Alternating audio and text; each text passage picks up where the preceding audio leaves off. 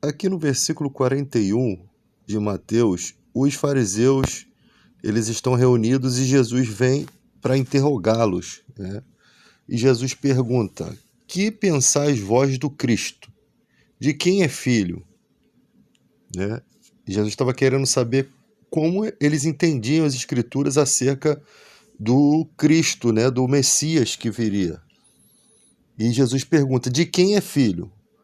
Essa pergunta ele faz porque existe nas escrituras referências ao Messias.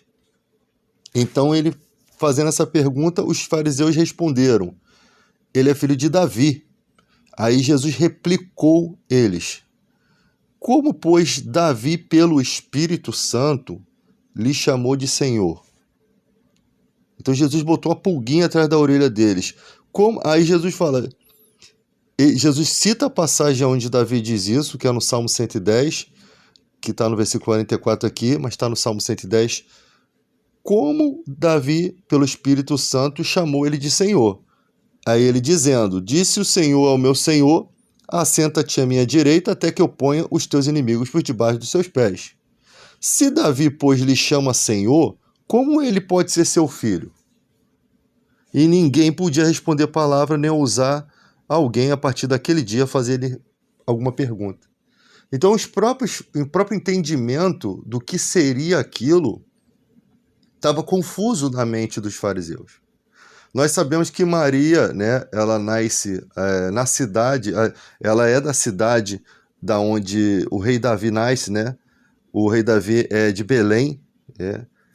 E Maria era de Nazaré, né? Na linhagem de Maria, ela é da linhagem real do rei Davi, né? Mas há um paradoxo aqui, porque ali Davi primeiro dá duas informações para nós ali nesse texto. Que Davi tinha dois senhores. Porque no texto do Salmo 110 está assim: disse Yahvé, que é a palavra de Adonai, né? É a palavra impronunciável, né? Que ela consta com 4 consoantes. Disse Yahvé, disse o Senhor, Deus, ao meu Senhor, ao meu Adoni. Né? Tá aqui, ó. Tá aqui. Salmo 110. Disse o Senhor, ó, Yahvé, né?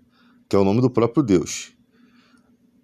Ao meu Senhor. Davi está dizendo que o Senhor Deus disse ao Senhor dele: assenta-te à minha direita até que eu ponha os teus inimigos debaixo dos teus pés. Essa referência, você vê que Paulo lá no Novo Testamento ele diz que Deus sujeitou todas as coisas aos pés do Senhor, de Jesus, mas quando diz todas as coisas, isso excluiu o Pai que a tudo lhe sujeitou. Ou seja, em Hebreus sempre mostra que Jesus ele está à direita de Deus e os seus inimigos estão sendo postos debaixo dos seus pés. Todos os inimigos, porque o reino de Cristo ele é eterno. Nas profecias de Daniel, né, aquele homem que recebe glória, lá em Daniel, acho que Daniel 7, aquele varão que recebe glória de Deus, que recebe honras, né? Então, essas informações do Antigo Testamento mostram alguém que tem uma honra, né, diferenciada. E no próprio Salmos, para você ver que se trata do Messias, no versículo 4 diz aqui, ó, o Senhor jurou e não se arrependerá. Tu és sacerdote para sempre, segundo a ordem de Melquisedeque. Ou seja, que tipo de sacerdócio esse homem tem? A referência aqui, o texto vai continuar dizendo aqui no versículo 2, o Senhor enviará de Sião o cetro do seu poder, dizendo, domina entre os teus inimigos. Apresentar-se-á voluntariamente ao teu povo no dia do teu poder, com santos ornamentos, com orvalho emergido da aurora, serão os teus jovens. Aí ele fala do sacerdócio, aí o Senhor à tua direita, o Senhor à tua direita no dia da sua ira esmagará os reis. Ele julgará entre as nações. Então ele está mostrando aqui o Messias. Esse texto ele é referente ao Messias. Jesus ele faz o contraditório ali para os fariseus, mostrando sobre o Messias, tá? Lá em Mateus ele está perguntando sobre esse Messias, como é que vocês dizem que ele é filho de Davi se o Davi lhe chama de Senhor? Ou seja, esse Messias, ele existe antes de Davi. Ele já existe no céu antes de Davi. Já existiam dois senhores ali, que o Senhor que o Davi cita naquele texto não é o Yahvé, não é o Deus Pai, mas é o Filho de Deus, é o Messias enviado. Diz lá que Deus amou o mundo de tal maneira que enviou seu Filho para que todo o que nele crê não pereça, mas tenha vida eterna. Se Jesus e o Pai fossem a mesma pessoa, Deus não tinha amado o mundo. E não tinha amado o mundo, porque ele amou o mundo a ponto de enviar o seu Filho. E o Filho dele é esse Messias. É o outro Senhor citado aqui. Disse o Senhor Yahvé ao... Deixa eu ver aqui, ao meu Senhor, que é Adoni, né?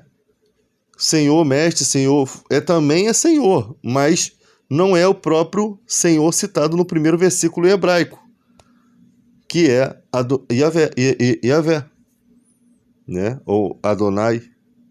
Então, você percebe que o texto aqui, ele tem duas palavras Senhor no hebraico, e isso daí não tem como você mentir sobre isso, porque o texto está lá, existe ele em hebraico, e tem esses dois senhores. Um é Senhor de Davi, que é o Senhor com S minúsculo, que é o Adoni, e o outro é o outro Senhor de Davi. Disse o Senhor, Deus Todo-Poderoso, ao meu Senhor. Olha que coisa interessante. Então, vamos ver como que está no ensinamento dos PhDs em teologia, né? Esse entendimento. Sacerdote. O próprio Davi, ele realizou algumas funções sacerdotais, né? Ele liderou o louvor quando chegou a Arca da Aliança lá em 2 Samuel 6, do 12 ao 19. Ele exerceu uma certa autoridade sobre o sacerdote quando ele supervisionou os levitas lá em 1 Crônicas 23, do 1 ao 6. Então, no futuro, haveria um Messias, uma nomeação do Messias como sacerdote. Isso é citado em Hebreus 7. Era um ponto muito confuso para os judeus, né? Fica claro pelas perguntas que dos judeus no Novo Testamento fizeram a Jesus sobre o Messias. Alguns manuscritos do Mar Morto, eles têm a evidência de que os judeus aguardavam a vinda de mais de um Messias, tá? Segundo as Escrituras, o Messias viria da descendência de Davi, isso é citado lá em Isaías 9, 7. Tá? Mas essa profecia apresenta, no Salmo 110, apresenta Jesus, o Messias, como sacerdote. Parece um pouco contraditório, porque os sacerdotes de Israel, eles têm que vir da descendência de Arão. Então, a solução para esse problema é que o Messias ele seria um sacerdote por nomeação divina, não por descendência humana. O Melquisedeque, aqui citado no Salmo 110, né, que ele é sacerdote da ordem de Melquisedeque, é uma nomeação divina. Ela não tem nada a ver com linhagem a partir de Arão. E esse Melquisedeque ele é mencionado a primeira vez lá em Gênesis 14, versículos 18 ao 20, que ele era um sacerdote fiel ao Deus Altíssimo, não tinha parentesco nenhum com Abraão, ele viveu centenas de anos antes de Arão, e Melquisedeque se tornou o protótipo do Messias, e cujo sacerdócio não se baseia em uma conexão com a linha familiar de Abraão, mas por decreto divino. E isso é explicado em Hebreus 5, versículos 5 ao 11, Hebreus 6, 20, Hebreus 7, do 1 ao 28. Tá? Então, existe esse entendimento aqui na Bíblia de Estudo, né, que esclarece um pouco de como os fariseus eles não compreendiam muito bem essas questões. Tá? Eles não aprendem. Se você falar isso para um judeu hoje, eles também não vão entender essa questão, que a questão é um pouco diferenciada. Porque se o Messias... Segundo as profecias segundo as profecias do Antigo Testamento do Miqueias, ele teria que nascer em Belém e Efratá, né? Tem que nascer. Se um Messias surgisse hoje para os judeus, ele tem que seguir essa mesma profecia. Ele tem que seguir ritos das profetas do Antigo Testamento. Só que a cidade de Belém Efratá não existe desde o primeiro século. Ela não existe mais. Como é que o Messias vai nascer numa cidade que não existe? Elas foram destruídas. A cidade de Efratá nem sequer é citada. A gente nem sabe, se entende mais ou menos como próximo a Belém. Mas que o Messias nasceu em Belém Efrata. Ou seja, possivelmente um nome ou um sobrenome da cidade, ou um nome anterior mais primitivo. Ou a cidade tinha dois nomes, um mais primitivo e outro modificado atualmente. Tá? Então, uma série de contradições que não teria como o Messias nascer sem passar por esses crivos de profetas. Simples assim, o cara apareceu lá para os judeus hoje, é o nosso Messias. Vem cá, mas o cara é da linhagem do rei Davi, mas o cara nasceu em Belém Efratá, porque os profetas apontam isso. Ele teria uma dificuldade enorme de nascer nesses critérios. A não ser que se inventasse mentiras ao redor desse Messias, por proveito próprio, que dá para fazer isso, inventar que o cara nasceu ali e tal, na mesma localização. Então vai ser uma série de dificuldades para eles provar o nascimento desse Messias. Tudo bem, nós cremos que esse Messias é Jesus Cristo, tá? Que cumpre, de acordo com os textos sagrados, cumpre esse ministério. Sacerdócio de Melquisedeque é citado no Novo Testamento isso, né? E o Melquisedeque é superior, a ordem de Melquisedeque é superior à ordem de Abraão, de Arão, de todos os patriarcas aí. Por quê? Porque ele é um sacerdócio escolhido divinamente, profetizado na Bíblia. Tá aqui, Salmo 110, versículo 4. O Senhor jurou e não se arrependerá. Tu és sacerdote para sempre, segundo a ordem de Melquisedeque. Foi um juramento de Deus, né? O Senhor jurou. Olha quem é esse Senhor aqui que jurou. De novo, Yahvé. É o Deus Todo-Poderoso jurando, e ele não se arrependerá, que esse Messias vai ser sacerdote para sempre, segundo uma ordem diferenciada, uma ordem de Melquisedeque, não é uma ordem de Arão, não é levita, ele não é um sacerdócio humano, com descendências humanas. Ele é de uma ordem de outra questão. Agora, quando é citado esse Melquisedeque, nem existia, né? Ele nem existia. Ele só vai existir lá na frente. Existia. Eu só sei que a ordem é colocada aqui como sendo a ordem de Melquisedeque. O Senhor à tua direita no dia da sua ira esmagará os reis e tal. Então isso aqui é um oráculo, né? Que causava muitas dúvidas para os fariseus da época, né? Que eles não entendiam, e Jesus foi lá e lhes questionou. Davi chamou o Messias de Senhor.